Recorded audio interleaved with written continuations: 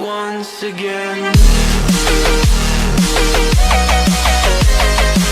E aí, galerinha do YouTube, mais um aulão com o tio Dani. Rapaziadinha, hoje, período democrático número 2. Só um momentinho, essa plantinha tá atrapalhando um pouquinho? Não, né? Acho que não, né, pessoal? Posso deixar, né? Tá Deixa tranquilo. na planta. Tá, então tá. O assunto hoje, pessoal, período democrático parte 2. Vamos fazer uma pequena síntese, um pequeno resumo sobre período democrático parte 1. Primeiro de tudo, meus queridos, período democrático compreende... Pessoal, alguns historiadores falam 1945 a 1964. Outros historiadores falam 1946 a 1964. Então, escolham a data. 45, por que 45, meus queridos? Porque 45 é o ano que marca o fim do Estado Novo, é o ano que marca o fim da Era Vargas. Em outubro de 45, através de um decreto feito por Vargas, nós estávamos no ano Estado Novo, onde não havia uma Constituição, onde Getúlio Dornelles Vargas governava através de decretos. Foi assinado um decreto que permitiu a realização, aliás, de eleições gerais em outubro de 45, inclusive para presidente. Nessas eleições, foi eleito presidente da República pelo PSD, partido metade conservador, metade nacionalista, o general Eurico Gaspar Dutra, dando início, ele vai assumir no dia 31 de janeiro de 46, dando início ao período democrático. O período democrático, pessoal, só para lembrar, ele vai até ali março, abril de 64, porque entre março, final de março e o início de abril de 64, parte do Exército Brasileiro, que parte, professor? Os conservadores, apoiados pela UDN, partido 100% conservador, e obviamente, pessoal, apoiados pelos Estados Unidos, deflagraram um golpe derrubando o presidente João Goulart, dando início, entre o final de março e o início de abril, à ditadura militar, ou regime militar, como queiram chamar, que vai até o ano de 1985. Mais uma vez frisando, o cenário político brasileiro, pessoal, de 46 a 64, ele foi dominado por 3 partidos políticos. Eu não estou dizendo que eles eram os únicos partidos, foram dominados, existiam outros partidos políticos, mas os partidos que dominavam o cenário político, PTB, 100% nacionalista, UDN, 100% conservador, e o PSD, que era o maior. Por que, professor, o maior? Porque era o partido que mais tinha deputados e senadores. Metade do PSD era nacionalista, a outra metade conservadora.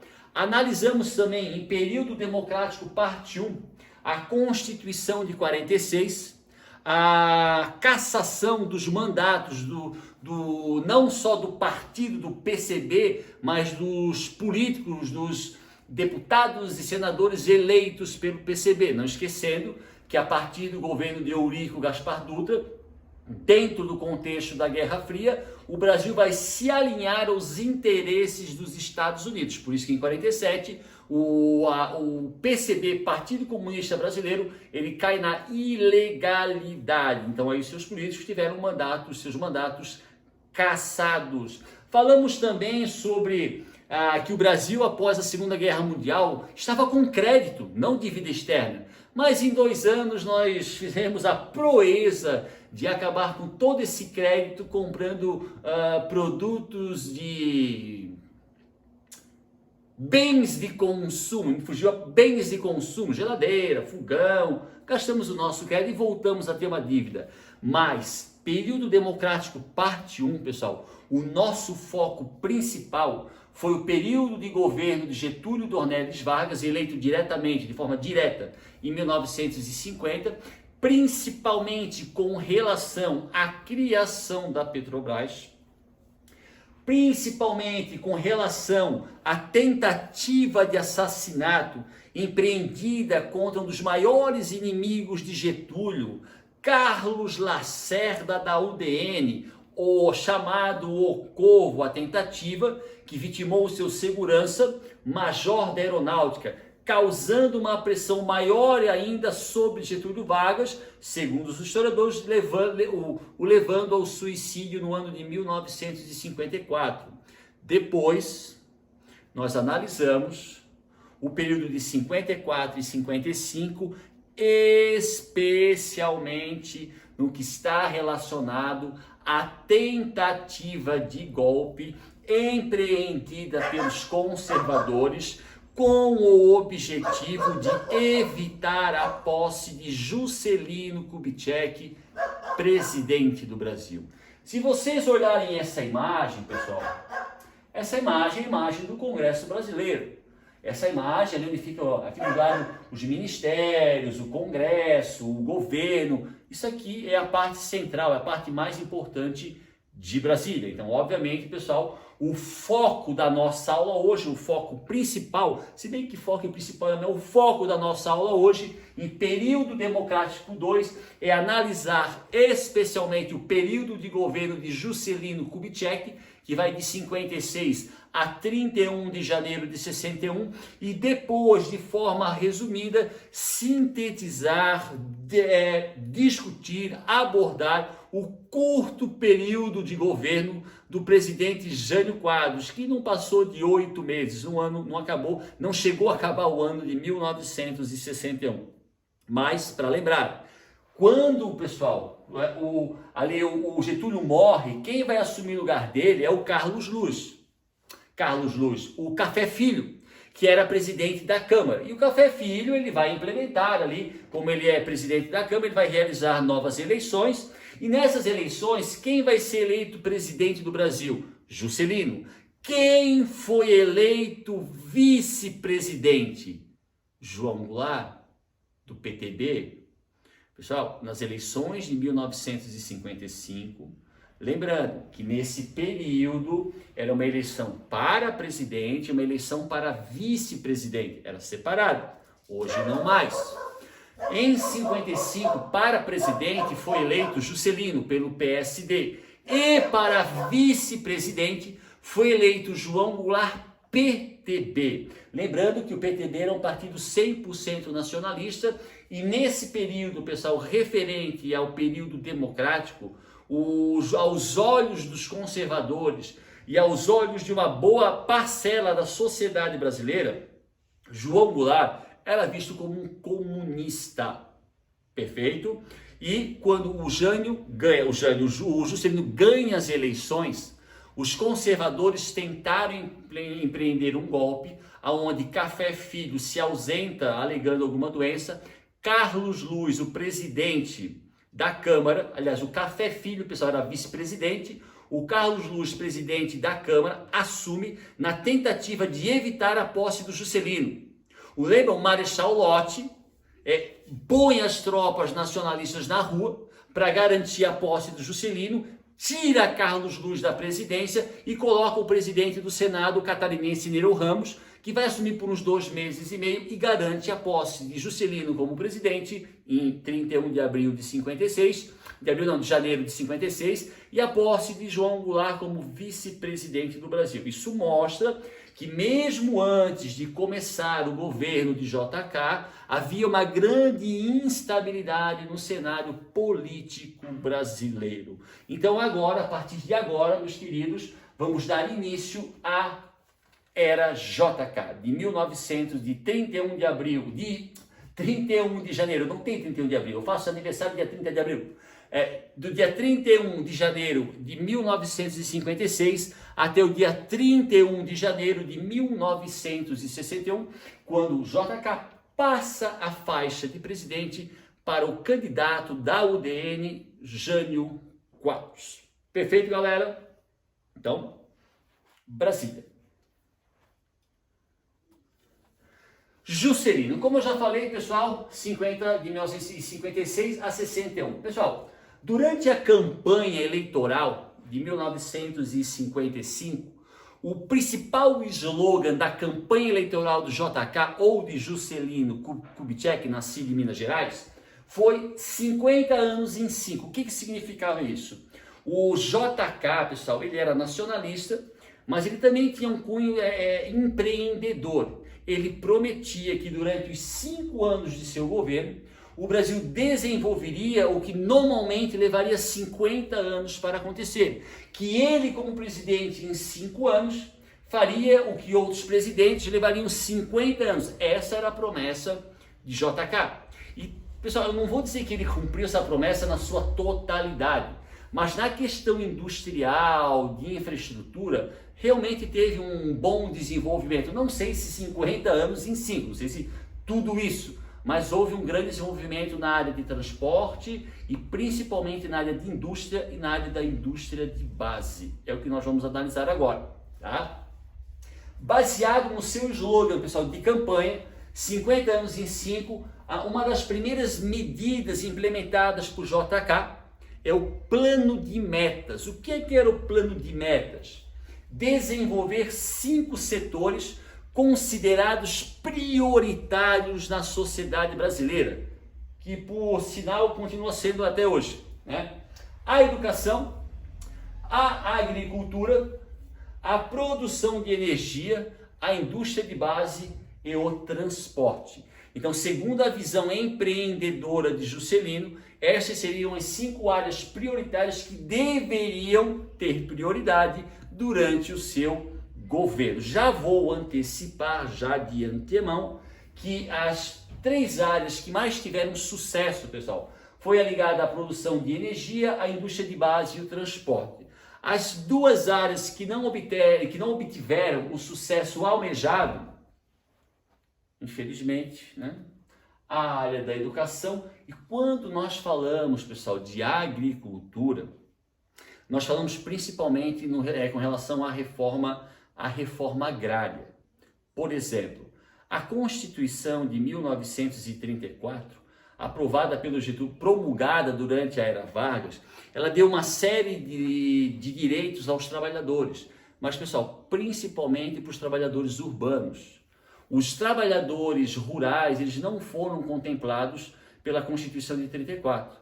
A Constituição de 46, considerada uma Constituição democrática, ela também não vai beneficiar de forma ampla os trabalhadores rurais, tá? Então, reforma agrária, meus queridos, até hoje, 2020, continua sendo um assunto muito delicado no Brasil. Se ainda é hoje um assunto delicado, imaginem durante a década de 50. Então, quando nós falamos que a agricultura não obteve o sucesso almejado, um dos porquês disso, um dos fatores disso é a não realização da reforma agrária. Beleza? Então, plano de metas, baseado no seu slogan, 50 anos em 5. Essa foto, ela é clássica, como diz é uma desenho clássica. Isso aqui, pessoal, é uma foto, obviamente, da Volkswagen, né? O Fusca, ele é um carro da Volkswagen, O Juscelino, pessoal, nesse intuito desenvolvimentista, ele vai estimular e ele vai incentivar a vinda de multinacionais para o Brasil. O que é uma multinacional? É uma empresa que foi criada num outro país e vem para o nosso país. Eu dou um exemplo, não querendo fazer uma propaganda, mas só para Coca-Cola. A Coca-Cola, ela é de Atlanta, uma região do sul dos Estados Unidos. Mas a Coca, ela é uma multinacional porque ela tem filiais em todo o mundo. Eu dou um exemplo nosso, brasileiro, a WEG.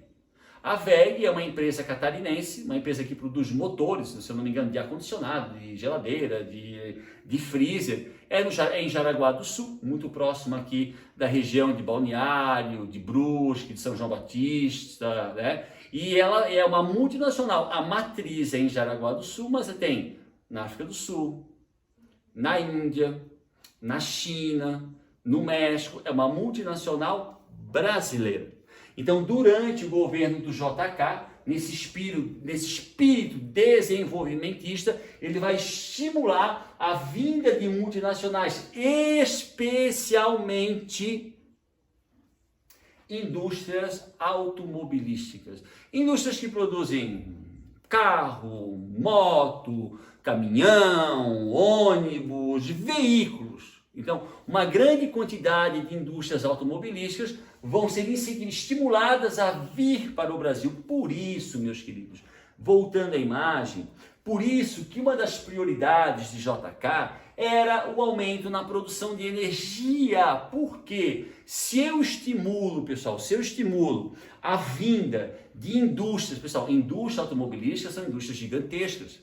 São indústrias que consomem uma alta quantidade de energia. Então, nada mais razoável de eu estimular a indústria e a produção de energia. Então, eu vou precisar produzir mais energias para que essas indústrias possam funcionar no nosso país. Por isso que isso está atrelado.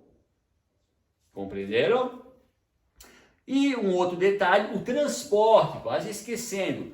Pessoal, se a maioria das multinacionais, se as multinacionais vieram em peso para o Brasil durante o governo do JK, pessoal, se eu tenho uma fábrica de carro, eu vou querer vender o meu carro, mas para que as pessoas comprem carro, é necessário ter estrada para andar. Então, durante o governo JK, o governo vai investir de forma maciça no sistema rodoviário brasileiro. Resumindo, o Brasil vai construir muitas estradas e asfaltar muitas estradas. Então, durante o governo Vargas de JK, especialmente devido à vinda de várias multinacionais, especialmente indústrias automobilísticas, o governo brasileiro vai investir de forma pesada no sistema rodoviário. Mas um problema, pessoal, que eu não posso deixar de falar, isso aqui, obviamente, pessoal, é uma foto recente, isso não é uma foto da década de 50, isso aqui é uma foto, sei lá, de 5, 4, 6 anos atrás no máximo. É bem recente, século 21. O que eu quero com essa foto recente? A partir do momento, pessoal, que o JK ele incentiva a vinda de muitas multinacionais, especialmente indústria automobilística, o governo passa a priorizar na questão do transporte a malha rodoviária, a construção de estradas, a ampliação de estradas. E lá durante esse período, conforme o governo prioriza a rodovia, o governo vai de forma gradativa abandonando, deixando de lado os investimentos na malha ferroviária. Quer dizer, o governo já não vai mais construir tantos trens e trilhos. Na época, pessoal, essa modernização do sistema rodoviário foi encarada como uma grande modernidade. E era, para a época era, mas hoje é um grande problema. Nós temos muitos carros, veículos de todas as formas e pouca estrada. E pouca infraestrutura com relação à estrada. Nos últimos 5, 4 anos, o Estado está tentando recuperar, está tentando novamente incentivar, estimular a construção de ferrovias. Pessoal, se um dia vocês tiverem a oportunidade de viajar para a Europa ou para os Estados Unidos, que seja, vocês vão ver que esses países eles utilizam muito o sistema ferroviário, não só para transportar passageiro, mas carga. Então, o Brasil, devido a esse abandono realizado lá na época do JK, do uso da ferrovia pela rodovia, nos últimos anos, os governos estão tentando recuperar e investir novamente nesse tipo de infraestrutura, que é mais segura, é mais limpa e é mais rápida. Perfeito? Mas, pessoal, o alto investimento em rodovias na época realmente era algo muito modernizador, porque, pessoal, se hoje o número de estradas ainda não é o suficiente, imagine na década de 50 e na década de 60. Tá? Agora vamos à cereja do bolo. Essa é a cereja do bolo. Então, JK, um nacionalista, pessoal, lembrando, os nacionalistas, eles não eram contra a vinda do capital internacional no Brasil, não, tanto que o JK trouxe multinacionais e indústria automobilística. O que os nacionalistas não defendiam era a intervenção do capital internacional, traduzindo, de empresas internacionais em setores estratégicos da nossa economia. Exemplo, produção de energia, petróleo, Tá? Então, o JK era nacionalista e, como nacionalista, ele incentivou, sim, a vinda de capital internacional para o Brasil, mas não para setores estratégicos da economia. Perfeito? Então, ele era do PSD, mas o nacionalista. Essa é a cereja do bolo. Pessoal, eu botei aqui embaixo Brasília, ó, projeto antigo e ambicioso. Pessoal, o projeto para construir Brasília, ele já existe desde o século XIX. Tá? Isso nas minhas aulas eu sempre falo. Quando eu fiz universidade, quando eu estudei na Universidade Federal de Santa Catarina, 96, 97, 98, 99, eu trabalhei em muitos projetos de pesquisa. Eu estudava, mas eu trabalhava na universidade com projetos. Então os professores, tinha um professor que tinha um projeto, eu fazia pesquisa para esse projeto dele. E eu pesquisei, pessoal, durante uns 2 anos, uns 2 anos e meio, eu fazia pesquisas de vários assuntos em jornais catarinenses. Então eu me deslocava até a Biblioteca Pública, que aqui em Floripa fica ali na área central, subia até o 2º, 3º andar, chegava no departamento de... hoje eu não sei se é mais assim, era um livro grande onde os jornais eram encadernados. E eu pegava jornais de 1890, 1880, 1860, 1850 claro, pessoal, eu sou um estudante de história, eu era um estudante de história. Eu ia folhando com o objetivo de encontrar um assunto, mas de vez em quando apareciam reportagens que me chamavam a atenção de outros assuntos. Eu era estudante de história, historiador. E em vários momentos, pessoal, em jornais do século XIX, eu vi ali numa notinha de rodapé, uma notinha pequena, falando sobre o projeto de transferir a capital do litoral, que era Rio de Janeiro, para o interior, com o nome de Brasília. E eu vi isso, pessoal, várias vezes.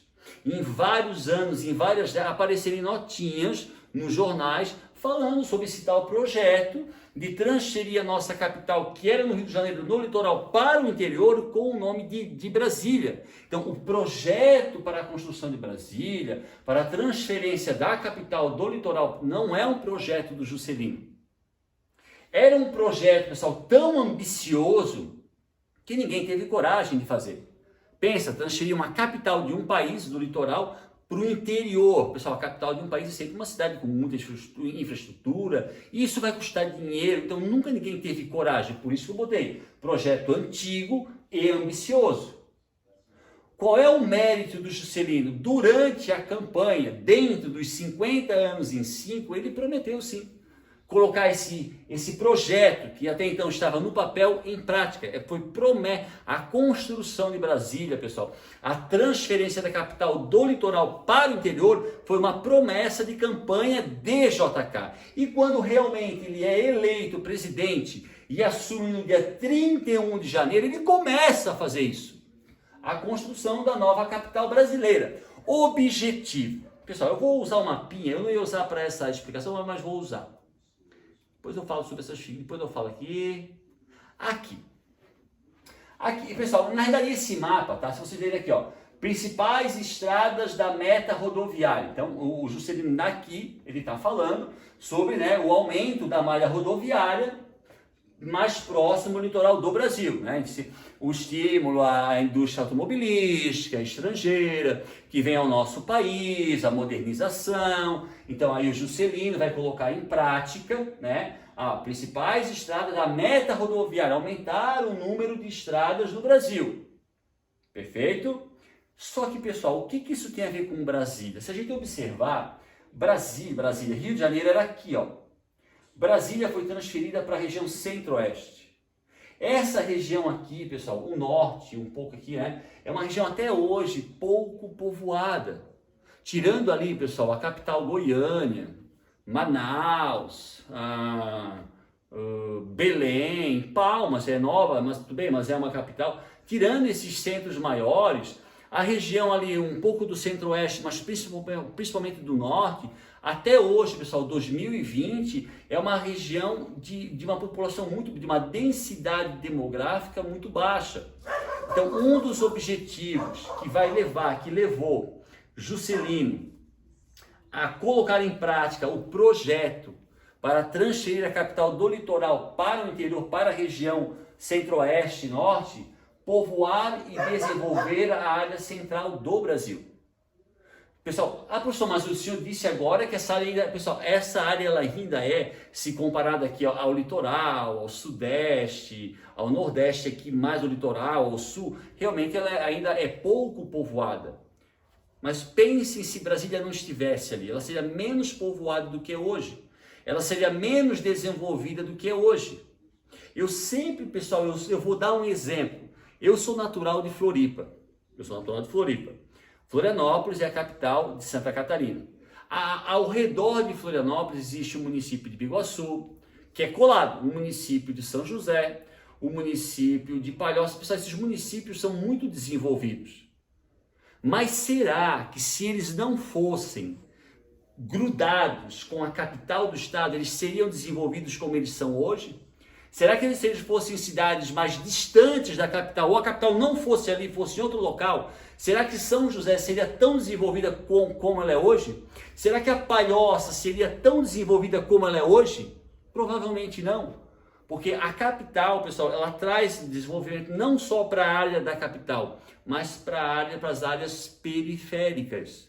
Então, mesmo com a construção de Brasília, a região ela ainda é pouco povoada se comparada ao litoral, mas ela se desenvolveu muito e muito se deve ao fato de Brasília ter sido construída ali. Então, um dos objetivos principais desse projeto, que é antigo, que é do século XIX, era povoar e desenvolver a área central do país. Outro objetivo importantíssimo, a estratégia militar. Suponhamos que o Brasil entrasse em guerra. Professor, o Brasil nunca vai entrar em guerra. Até então ninguém falava de pandemia, mas aconteceu. Nunca diga nunca. Nós, pessoal, a gente estuda história. Eu digo nunca diga nunca. Suponhamos que o Brasil entre em guerra. Pessoal, a capital no litoral, ela está muito vulnerável. Então isso já era um consenso. Isso já era observado lá no século XIX. Ter a capital no litoral, de frente para o mar, o transporte é rápido, mas numa guerra isso é fatal.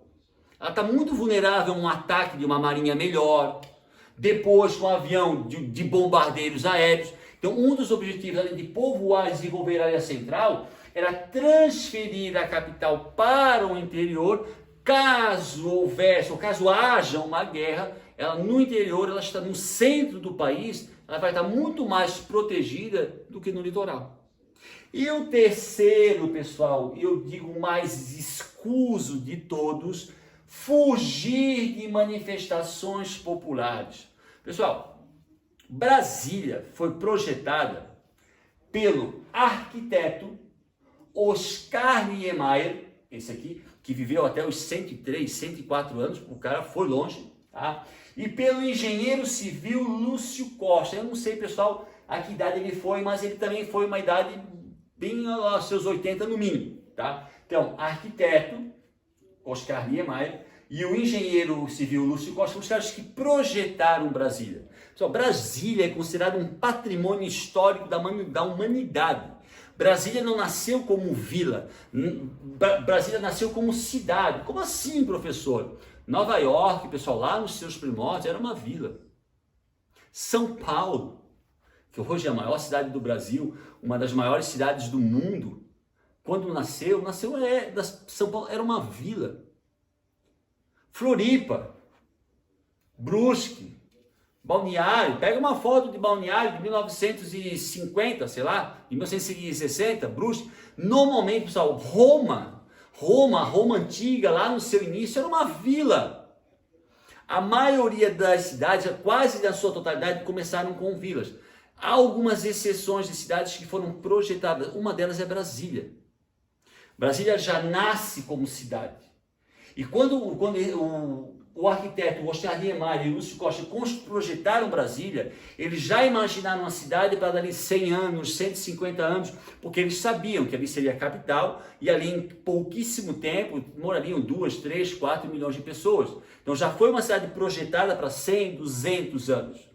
E a cidade de Brasília, ela foi projetada, eu até vou mostrar aqui, pessoal, só para vou lá na frente, tá? Só para enfatizar, aqui, ó. Esse aqui é o Congresso. Pessoal, aqui em volta, pensa uma manifestação, porque toda essa área aqui, ó, é ampla. É tudo muito espaçado, né? Tudo muito espaçado. Não tem aqui prédio, nada. São grandes avenidas. Pessoal, porque isso dificulta a realização de grandes manifestações. Pensa se a capital do Brasil fosse no Rio de Janeiro. Quantas manifestações aconteceriam? Porque lá ela é densamente habitada.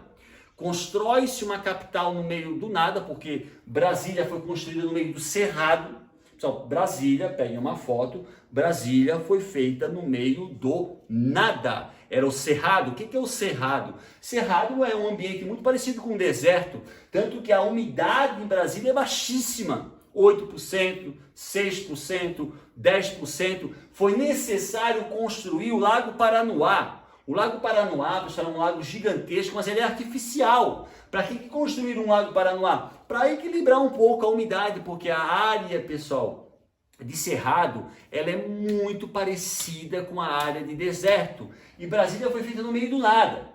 Então tu faz uma capital no meio do nada, ela já vem projetada e os primeiros moradores serão funcionários públicos. Quem é que vai fazer uma manifestação? Quem é? Talvez hoje sim, porque Brasília hoje cresceu, área PP, mas mesmo hoje, quando se vai fazer uma manifestação, é muito difícil, porque a estrutura rodoviária, ela foi projetada de uma forma para, se não evitar, pessoal, dificultar grandes manifestações. Então, são três os objetivos principais, né, da construção de Brasília. Povoar e desenvolver a área central do país, que é o que aconteceu. A estratégia militar, não entramos em guerra, mas tem muito nexo. E fugir de manifestações populares. Isso tem nexo total. Já imaginaram no Rio de Janeiro? O governo federal lá? Já imaginaram isso?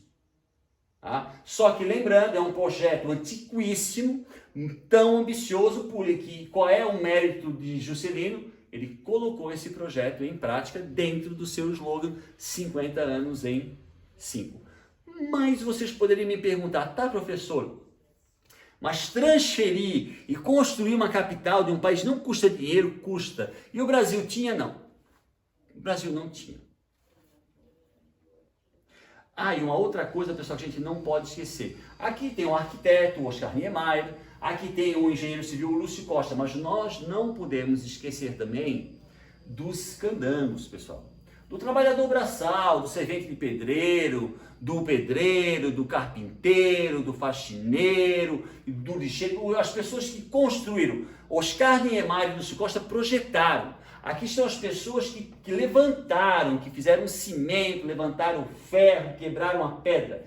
Esses trabalhadores, pessoal, que na sua maciça, mas 99% deles vieram. Quando a gente fala nortistas, pessoal, o que é um nortista? Amazonas, Pará, Roraima, o norte do país, e nordestinos. Esses trabalhadores, pessoal, eles eram chamados de candangos, os trabalhadores, os operários, nortistas ou nordestinos, que vieram e que construíram, ergueram, na verdade foram os primeiros moradores de Brasília, foram eles. Os primeiros, na real, na prática, se a gente for analisar, os primeiros moradores da cidade de Brasília, da capital, foram os candangos. E não foram os funcionários públicos, ou seja lá quem for, foi os candangos. Na sua maioria provenientes do norte do país e do nordeste. Alguns anos atrás, pessoal, foram fazer uma reforma numa área ali, não sei se do Congresso, se do Senado, e derrubaram uma parede. E de repente, nessa parede, atrás dela, tinha um vão. E nesse vão eles encontraram escritura, trechos escritos por esses trabalhadores. Derrubaram a parede, acho que a parede antiga era de madeira, ou sei lá se era de... E encontraram na parede vários dizeres, assim, frases escritas pelos trabalhadores. E aí dentro dessas frases eu achei interessante, não tinha autoria, pessoal, era frase tipo jogada assim ao vento, né? Eu peguei uma frase que eu achei interessante, escrita por um candango. Que os homens de amanhã que aqui vierem tenham compaixão dos nossos filhos e que a lei se cumpra.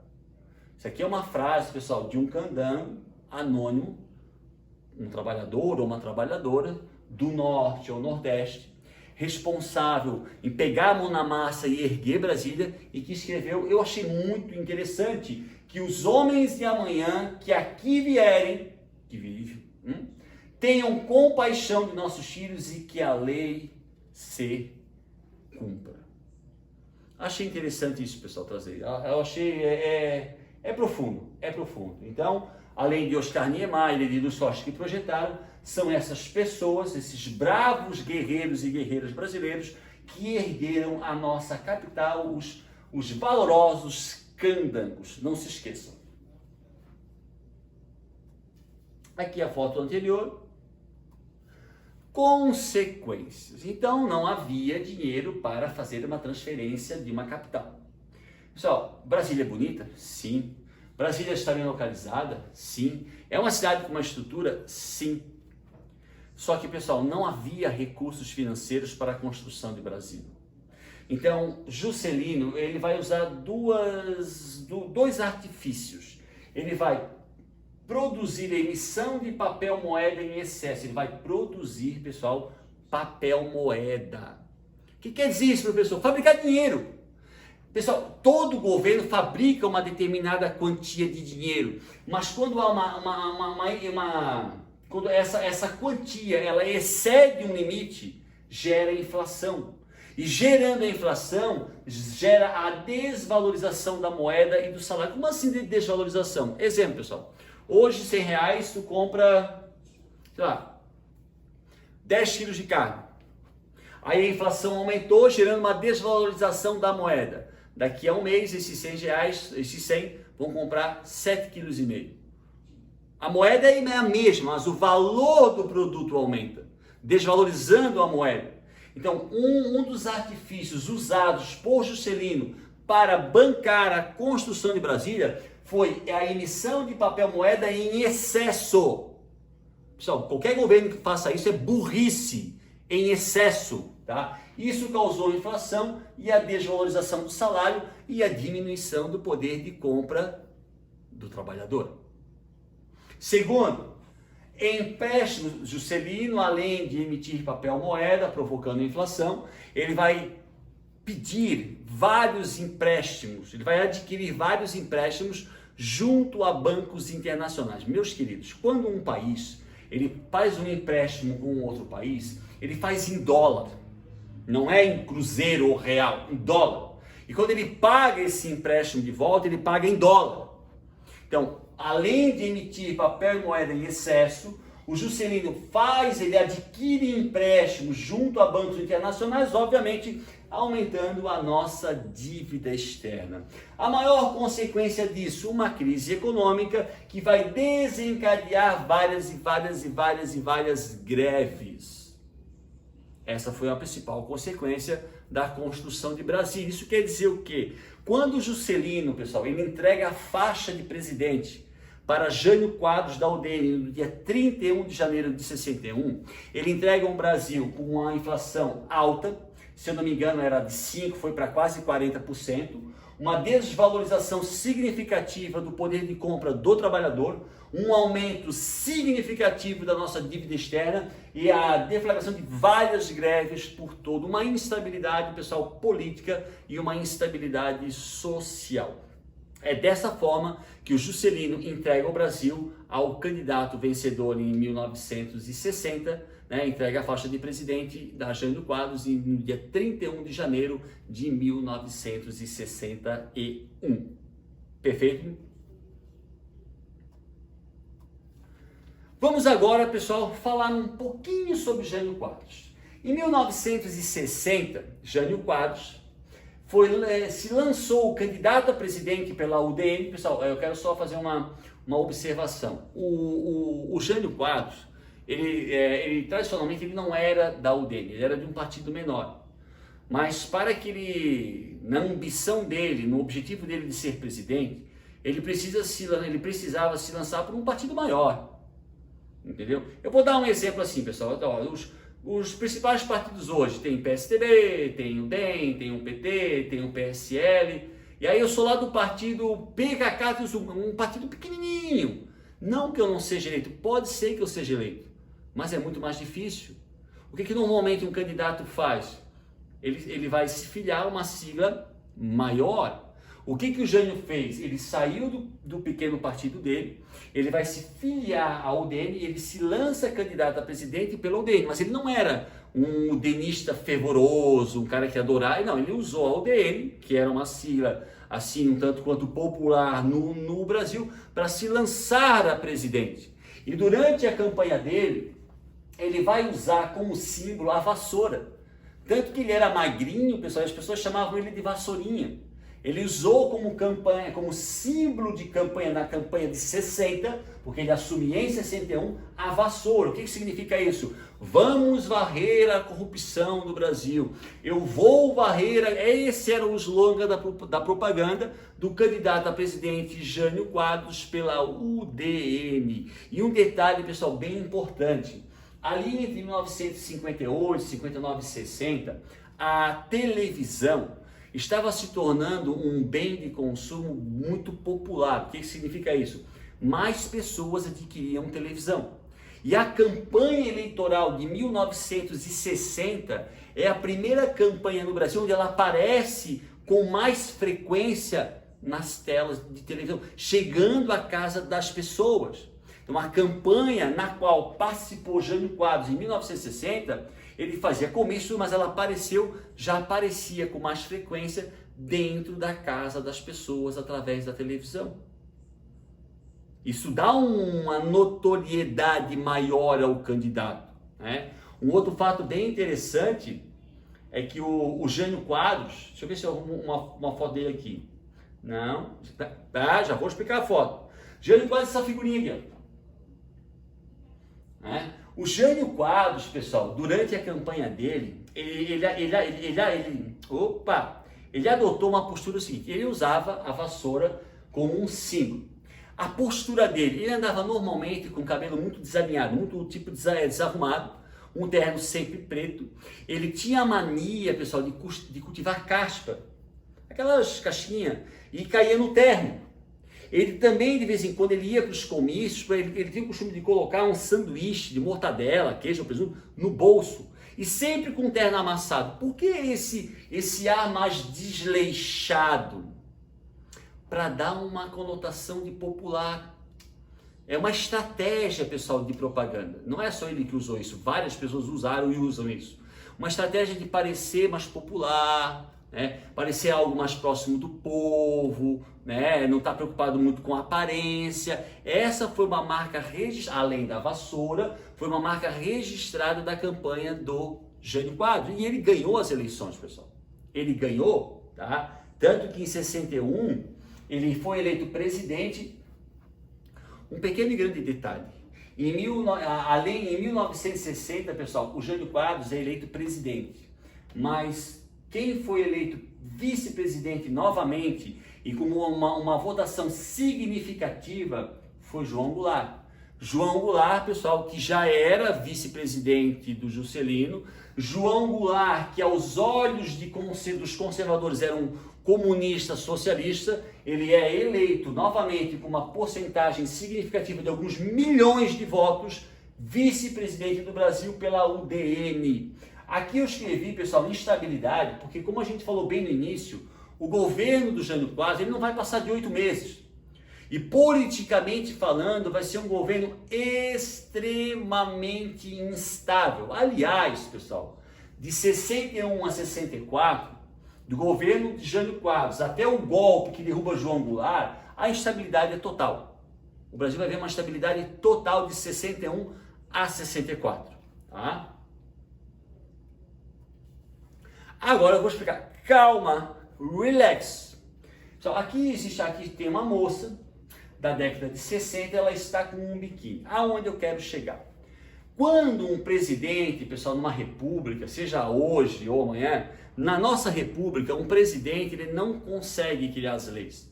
Ele depende do poder legislativo, dos deputados e dos senadores, para implementar uma lei, para aprovar uma lei. Então o presidente precisa ter essa conversa, precisa estar junto ao poder legislativo, senão não governa, nenhum governo. O Jânio Quadros, eleito pela UDN, a UDN conservadora, tradicional, ele vai criar uma lei onde ele vai proibir o uso do biquíni nas praias. Ele vai proibir o uso, pessoal, normalmente os concursos de Miss, as mulheres vestiram com maiô, foi proibido, pessoal, com maiô não, com biquíni, o uso de biquíni não só nas praias, mas em desfiles. Por isso da foto dessa moça com um biquíni. Porque o Jânio Quadros, mas o que isso tem a ver? Pessoal, quando o Jânio Quadros, ele proíbe o uso do biquíni, ele está querendo mostrar o quê? Que ele é conservador, tradicional, dos bons costumes, quer o quê? Fazer um bom cartaz junto aos conservadores. Por isso da proibição do biquíni, mostrar que é uma pessoa correta, que é uma pessoa tradicional, que segue a família, aquela coisa. Só que ele também vai tentar angariar apoio dos nacionalistas. É ali que este senhor dá um tiro no pé. Pessoal, essa figura aqui do lado se chama Ernesto Che Guevara. Ele até hoje ele é considerado um dos maiores símbolos do movimento socialista. Ele foi um dos líderes da Revolução Cubana, um amigo e próximo a Fidel Castro. Aqui nós estamos falando de 1961. Pessoal, só para lembrar, em 61 é o ano que foi construído o Muro de Berlim, que é considerado o símbolo do auge da Guerra Fria. Nós estamos falando aqui de 1961, 62, 63, crise dos mísseis, Guerra do Vietnã. Então a Guerra Fria estava pegando fogo e nós desde 46 éramos um país alinhado aos interesses dos Estados Unidos. Na tentativa de trazer apoio dos nacionalistas, o Jânio Quadros resolve em 1961 trazer Ernesto Che Guevara ao Brasil e dar a ele uma condecoração. Eu acho que essa condecoração é o Cruzeiro do Sul. Posso estar enganado. Mas acho que o presidente brasileiro Jânio Quadros, ele deu para Ernesto Che Guevara uma condecoração chamada Cruzeiro do Sul. Se for essa, ela é muito importante. Ela só é dada para pessoas ditas especiais. Então, o presidente do Brasil, Jânio Quadros, que é da UDN conservadora, né, presidente do quinto maior país do mundo, alinhado aos interesses dos Estados Unidos, sem contar que estamos em plena Guerra Fria, com o intuito de trazer apoio dos nacionalistas, ele dá uma condecoração ao Ernesto Che Guevara. Pessoal, ele provocou duas coisas. Primeiro, a ira dos conservadores, né? Então, o poder, o apoio dos conservadores no legislativo, ele perde. E quando ele condecora, pessoal, o Ernesto Che Guevara, os nacionalistas percebem aquele ato como um ato de falsidade. E dar a condecoração a Che Guevara não trouxe a Jânio o apoio dos nacionalistas. Quer dizer, em 8 meses, 7 meses de governo, os seus atos levaram o presidente Jânio Quadros a perder o apoio total do legislativo. Ele não tinha mais apoio nem dos conservadores, que eram seu partido, e nem dos nacionalistas. E aí, meus queridos, vai acontecer a tentativa do Jânio Quadros de dar um golpe para permanecer na presidência com mais poderes. E esse assunto, pessoal, nós vamos discutir com um pouco mais de cuidado em Período Democrático, parte 3, que é a última parte, quando nós vamos falar na tentativa, pessoal, do Jânio Quadros de não perder o controle sobre o seu governo. Ele vai enviar o Jango, que é o João Goulart, a uma viagem diplomática à China, que já era socialista desde 49. Durante a viagem do Jango, o Jânio Quadros vai renunciar ao cargo de presidente. Por quê?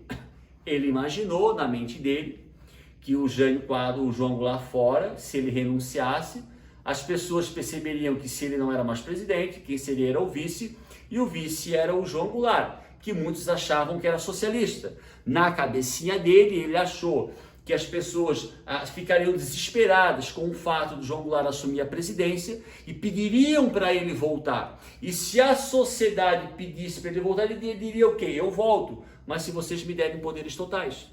Era uma tentativa, a renúncia dele, pessoal. E mandar o João Goulart para a China era uma tentativa de ele continuar na presidência, mas com poderes totais. Só que isso não vai funcionar.